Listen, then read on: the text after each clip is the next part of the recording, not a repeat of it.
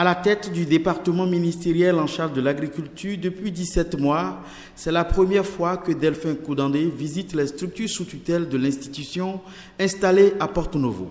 Première étape, la direction du génie rural. Ici, les nouvelles réformes dans l'administration publique, induites par une certaine gestion des précédents responsables de la structure, semblent avoir plongé le personnel dans l'incertitude. Il est difficile d'organiser une mission sur le PTBA faute de moyens de déplacement et de carburant. Nous sommes en amont et en aval de la promotion agricole.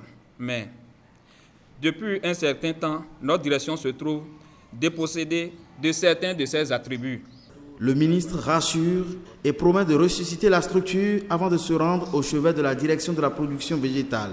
Malgré des prouesses au cours de la dernière campagne cotonnière, l'établissement peine à retrouver ses lettres de noblesse d'antan. Nous n'avons plus assez de cadres de conception. Nous avons un manque de matériel et d'équipement technique adéquat, insuffisance de ressources pour faire face à la consommation d'énergie électrique. Depuis quelque temps, tous nos compteurs ont été changés en compteurs prépayés. Nous n'avons pas les ressources pour les alimenter. À la DANA, la direction de l'alimentation et de la nutrition appliquée, les difficultés ne varient guère.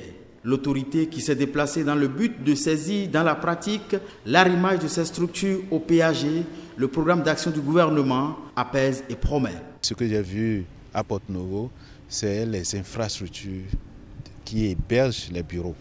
C'est des bâtiments qui datent de longtemps mais qui ont été mal entretenus. Mais il y a aussi le personnel, les ressources humaines qui manquent. Et je crois que nous allons remédier à cela par le redéploiement des agences qui ont été fermées au niveau du ministère de l'Agriculture, de l'Élevage et de la Pêche et le CARDER fermé au profit des directions départementales de l'Agriculture, de l'Élevage et de la Pêche et des agences territoriales de développement agricole. Pour le ministre, la présente visite permet de recenser les difficultés que rencontrent ces structures dont la non-résolution pourrait constituer de possibles freins à la réalisation du PAG.